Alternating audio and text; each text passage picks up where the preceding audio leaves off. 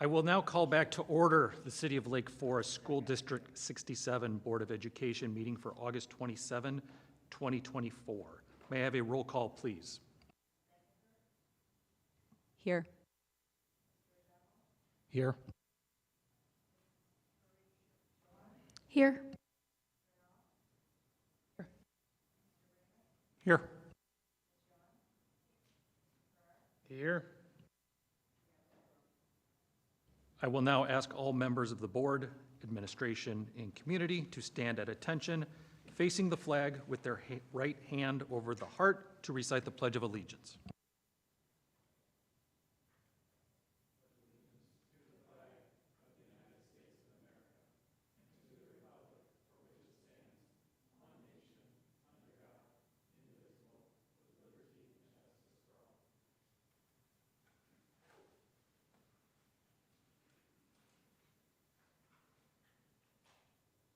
I will start off with a brief president's report. I had the privilege, the pleasure of welcoming the District 67 teachers and staff back to Institute Day last Monday. It was a very exciting time because the administration created a fun, festive, exciting, vibrant atmosphere. You could tell there's so much enthusiasm in the room. The teachers are excited to be back. The kids are excited to be back. Parents are excited to have the kids back in school. So we start this year off with a great deal of excitement. So that is a thing that everyone is very positive about, and it's great to start on a very high level of energy. The one thing that, of course, we have to address is, unfortunately, that evening after a very exciting day, we received some news that the district hired somebody that the district shouldn't have hired.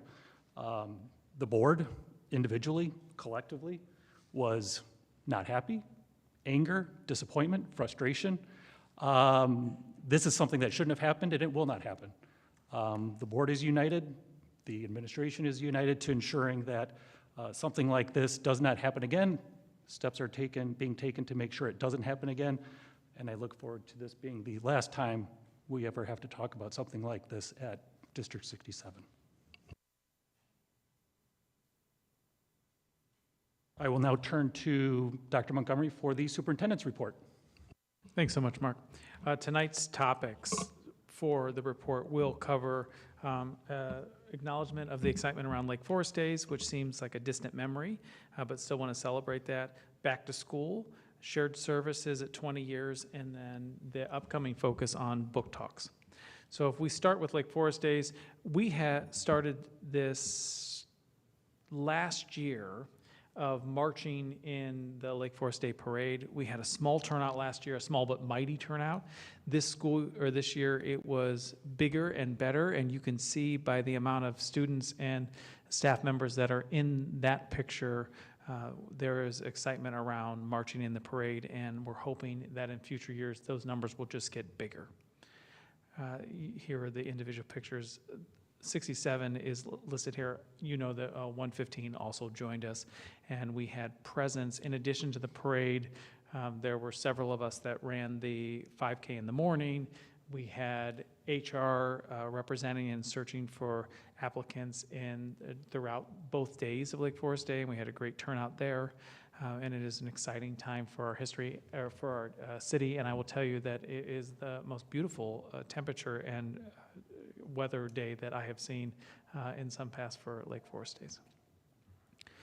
Last Wednesday, we kicked off the school year. Both districts opened the same day, and it was incredible to see the hallways filled with energy and joy, and Mark talked a little bit about when the faculty came back last Monday. That was just elevated as we had all of the students come back and be a part of the community and share their stories and journeys over summer. So it feels good again.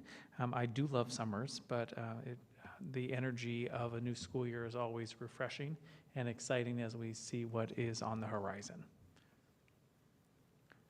And I know parents and parents are also thrilled that they're back and active in the education process. The Montgomery children we're happy that they're here during the day.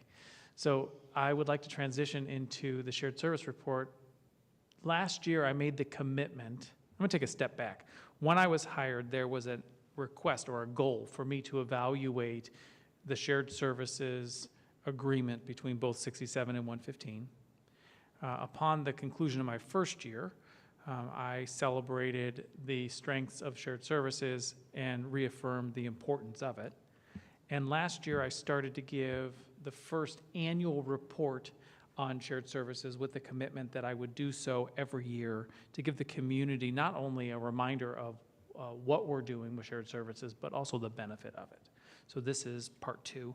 It is the 20th anniversary, which is no small feat. And I remember occasionally, I should say occasionally, I get asked, how long have you been doing this? When did you start this? Are we going to change it? With 20 years in, we're in it, and I'm fully endorsing that we should remain in this scenario. And you can see the report or the analysis 21 to 23. The areas in which we share services across both districts are many, but you can see from big buckets on the screen right now: technology, teaching and learning, communications, facilities, and safety and security. We use economy of scale whenever possible and synergy between the districts, and the benefit of it are not only financial, but there are through lines with the continuum of educational experiences we're able to offer our students that strengthens the community in many ways. Beyond 67 and 115, you know that we are working tirelessly to build through lines with 65 and Lake Bluff and Knollwood. And I'm proud to say that that continues to be on the forefront of our mind. And Dr. Lisa Leali hosted, for example, a book study over the summer on the anxious generation. Both 67 and 115 joined her and participated in that. We are always looking for opportunities for connections from our Portrait of a Learner, something big like that, or a book study on how we are parenting our young people around social media and cell phones. Financial impact is the thing that people are most focused on. And while I'm not going into methodology today, know that in the report you can see the methodology. It did not change from last year, but it is in the report for your review. We share 38.5 FTEs, or personnel, between both districts. Because this is an annual review and these numbers change, it is important that we time stamp when this data was pulled.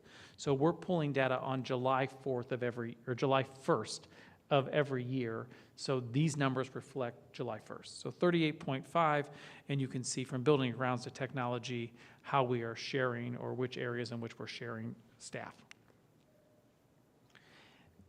As I shared last year, if we were moving away from shared services, we would have to look at how many employees we would have to add if we were to separate. So if we were to separate, we would have to add 23.5 in 115 and 24.5 in 67. That's how long we've been doing this. It's no longer the savings, it's how much is it going to cost us. But savings are a part of this discussion, a big one, except I will never claim to you that they're savings after 20 years. It's how we're reinvesting the money that we are capturing because of a shared service agreement. And those numbers turn out to be, it's over 7 million between both of them, and I'll show you the next slide. But for 67, it's 3.5 million on a 5-year forecast, and it's 4.3 million for 115. And you can see the annual cost as well. But when you combine that, 67 and 115 are able to reinvest approximately $8 million in a 5-year forecast. That means, are we able to offer 28 AP courses in the high school? Are we able to invest in Cherokee and make an addition to help with ADA and to create new STEM spaces? Are we able to implement state-of-the-art reading curriculum for our K through 8? All of these monies are reinvested back into the district to increase the experience for our families. In addition to the 7.87 just in staff, there are there's approximately $1 million in infrastructure agreements, technology, equipment, licensing, and infrastructure. And there are also at least 13 other shared contracts that we would have to separate out that we capitalize on the ability to combine two districts together when we're negotiating, and that's powerful in terms of savings.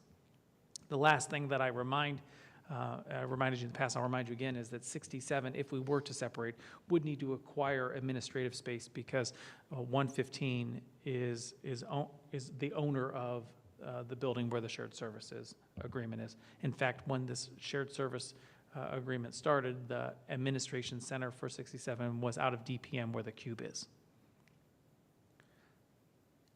That is the end of the shared service. It's short and brief, but I want to make sure I do it annually to make sure that you and the community know the why behind it and where we are. Last thing I'll talk about is a book talk series. You know that I'm a self-disclosed bibliophile, and this Thursday we are doing the Lake Forest Reads, or LFHS Reads, which is a book club over the summer that staff members volunteer to host different books, and staff and students can sign up to participate in.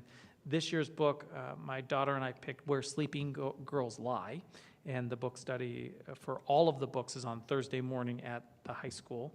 Interesting enough, I sent out an email to all of the readers that said, if you're not done, please still come. Here are some questions for discussion. There's time to read still, because I said this on Friday, and both of my daughters promptly said, we got your email and we know you haven't read the book yet. So you need to get going. So there is some benefits and limitations of having your own children fact-checking what you're sending out. But I am reading, and I will have it done. Anxious Generation is a book that I talked about with Dr. Leali. I know that Monica participated in that. I think we were there the same day, is that correct? It was a robust discussion. It is a powerful book if you haven't read it yet. It doesn't have all the answers, but it lists a whole bunch of questions about how we're raising young people. I have a book report assigned to my whole neighbor group because I think it's that important that I'm making sure that people that are around me that I care about deeply are reading the book, because I think it is impactful in that way. On September 11th, Wednesday, September 11th, we are hosting David Yeager with the FAN Network. He will be at the high school. He's out of Texas, a longtime researcher and psychologist, and he wrote a book, 10 to 25, The Science of Motivating Young People. We're thrilled that we'll be able to host him. He's going to present, I'm going to interview him, and then we're going to open it for community discussion. And that is at 7 o'clock at the high school RMA. 3 other books we're looking at. One is Never Enough. Monica gave me that book, I think. It is Raising Children in High Wealth and High Resource Communities. It was a fascinating read. I read that over the summer. Ellen Galinsky, we are partnering with the APT to bring Ellen in hopefully March, where she will come partner with the APT and talk about the breakthrough years, which I talked about a little bit last year. That is how to raise adolescents. Remember, adolescence is from 10 to 18. It's a much wider window that you think. And then Untethered is a Doug Bolton book that we are also exploring for this year. I'm hoping that we're going to start limiting the number. I am the biggest culprit of, yes, let's do that. Let's bring this author in. But there's only so many hours to read.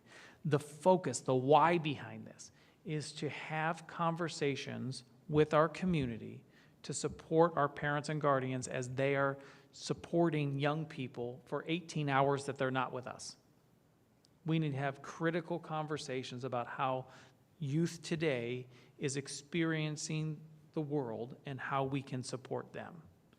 So it's not by happenstance we're picking these books, because they're thoughtfully done to help support our families, and that's in direct line with the goals within the strategic plan of community outreach. That concludes my superintendent's report, and thank you for your kind attention. Happy to answer any questions that I may have elicited. Is District 65 included in our book talks? Are included in all of them, and we'll be pushing that information out together as the series is expanded. Any other questions for Dr. Montgomery? I'm sorry, Mark. We are giving out the David Yeager book on September 11th for those people who attend. So please don't think you have to have it read if you care to join in the conversation. Thank you. The board will now hear public comment subject to Board Policy 2230.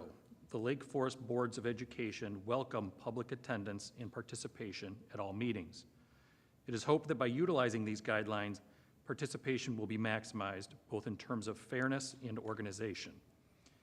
At this point in the evening's agenda, this opportunity for public comment will be limited to comments about this meeting's agenda items only.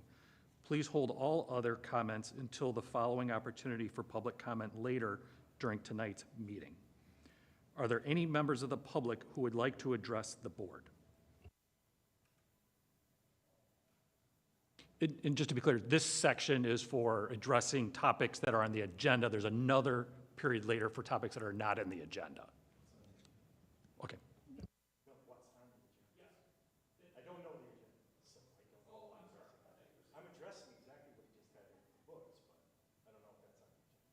Let's roll with it.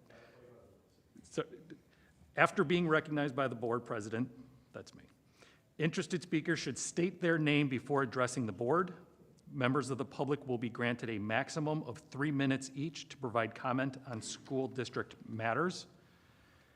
Everyone has a right, within reason, to be heard respectfully. Members of the public will not be allowed to speak a second time until all members of the audience who wish to speak have been allowed to do so. Public comment should not be redundant, and all comments should be directed to the board. To provide accurate response, detailed questions posed to the board during public comment will be listened to and taken under advisement. The public is always welcome to meet with school officials to receive information, discuss ideas, or express concerns. If the public has any letters or other written materials, they may be submitted to the board clerk for public record. We will be timing public participation and will advise you when you have reached your 3 minutes. Thank you. All right, sir, if you'd like to address the board, if you would just state your name at the beginning of your comments, it would be appreciated. My name is Gary Finley. I'm a citizen of Lake Forest. I understand that there's persistent behavioral problems in the classrooms in some of our grade schools, and that won't surprise anyone, I don't think. Does anybody like this kind of stuff? Anybody want one? Yeah, you want one? No? All you got to do to get one is to sit quietly, stay off your phones, and keep your hands to yourself. And that is the foundation of this program that this man came up with. And I really hate to do this. He just assigned 6 books to you. Well, I'm assigning a 7th. This is Dr. Kasdan's Method for Parenting the Defiant Child. And I recognize that this book is not written for the classroom environment, that there would be problems with that. I have a page inside the front cover where I describe what I think the issues are. They would be kind of obvious to anybody familiar with this. This actually works. It works shockingly well. When I first bought it, I thought, oh my God, I got halfway through it. I said, I've been taken again by some kind of self-help, do-it-yourself scam. I say this stuff's good. And the kind of things that you hand out is stuff like this. These are the rewards. And so I brought them along just to give you an idea. And there you go.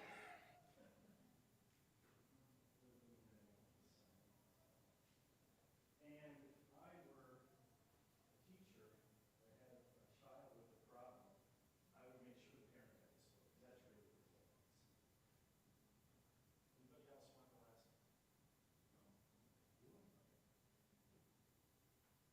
So anyway, it comes with my endorsement. I say in my little letter inside there, I am not a healthcare professional in any way.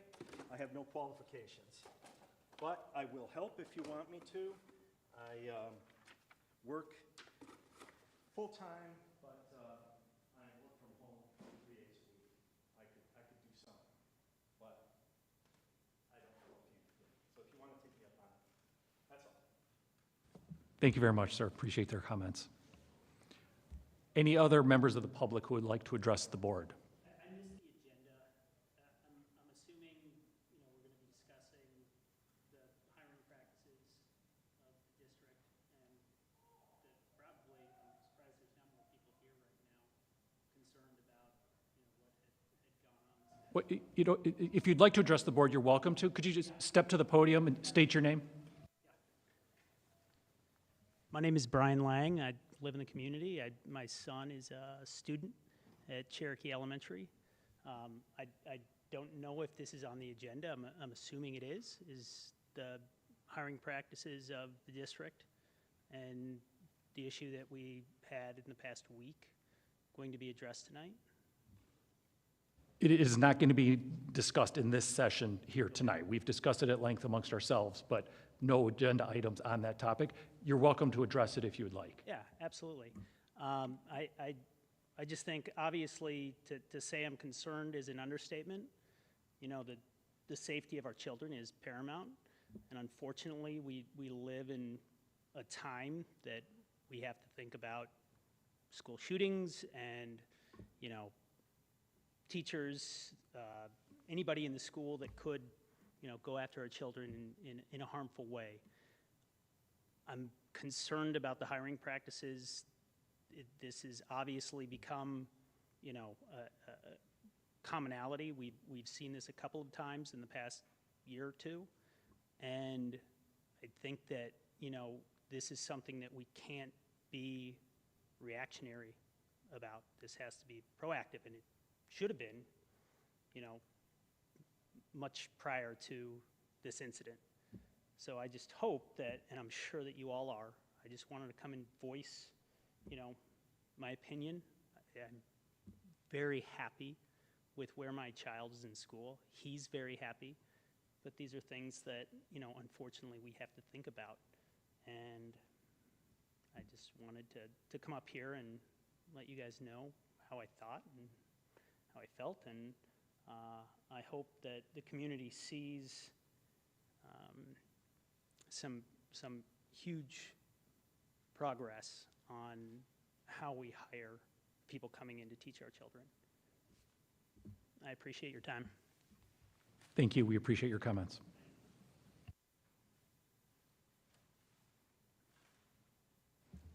We will now move on to liaison reports. We have a report from Emily Bernal for the True North Educational Cooperative 804. Thanks, Mark. I won't spend too much time on the board brief. The superintendent for the cooperative really has does a wonderful job, including the key takeaways and highlights. He had a very, very lengthy report, and so I encourage all to read through it. I want to take more of a moment of time for an appreciation. I just wanted to let our community and our administrators know that Jenny Sturpin had presented to True North, and I wanted to just kind of comment and thank her for her time.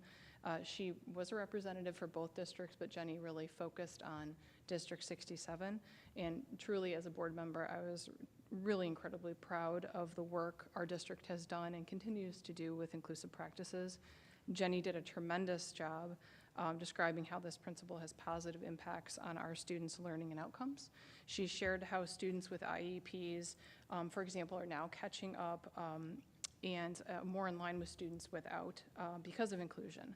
Throughout her presentation, she was able to showcase and celebrate our district's inclusive practices and how we as a district continue to be a leader in creating a culture of belonging and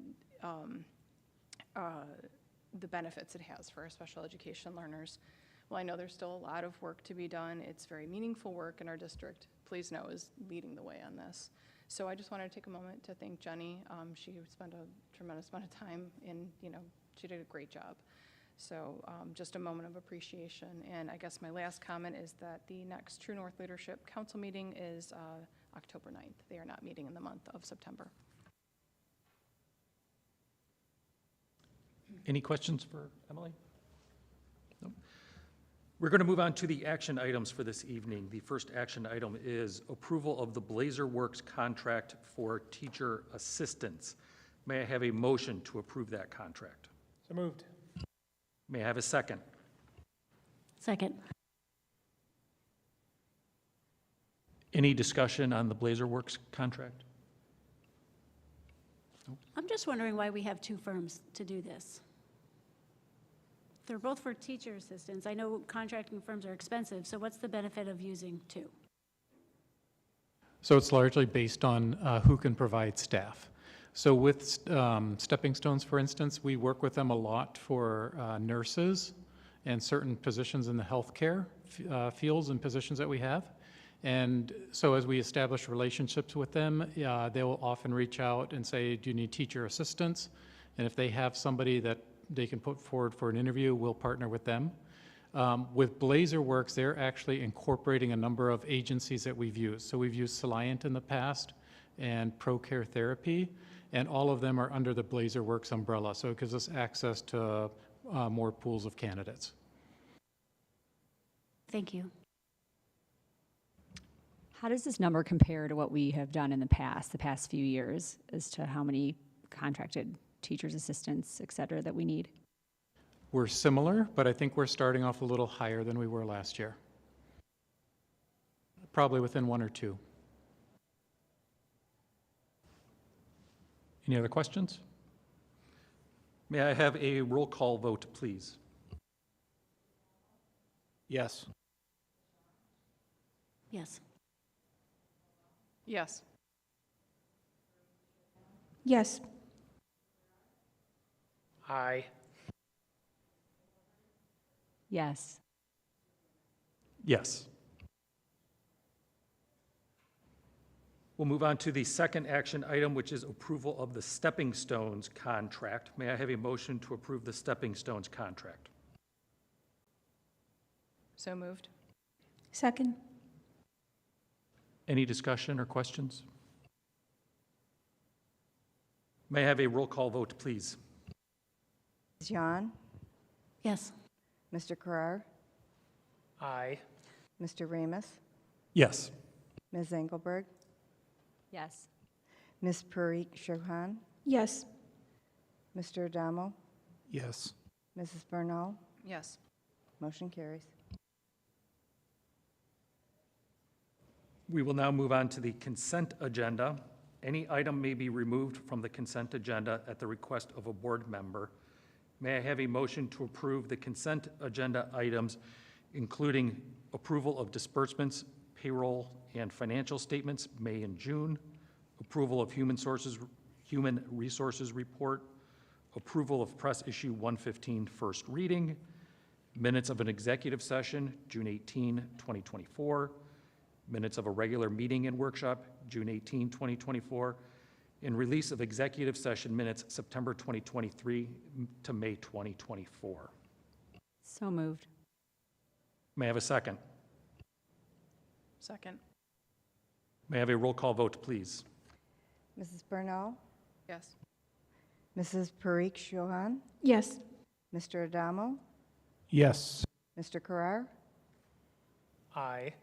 Ms. John, Yes. Ms. Engelberg, Yes. Mr. Remus. Yes. Motion carries.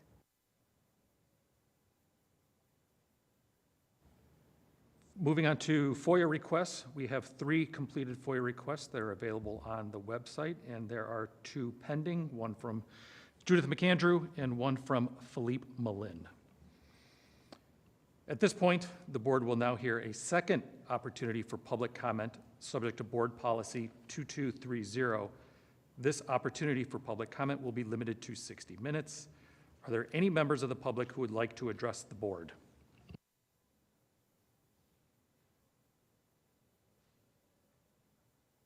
Seeing none, couple of announcements.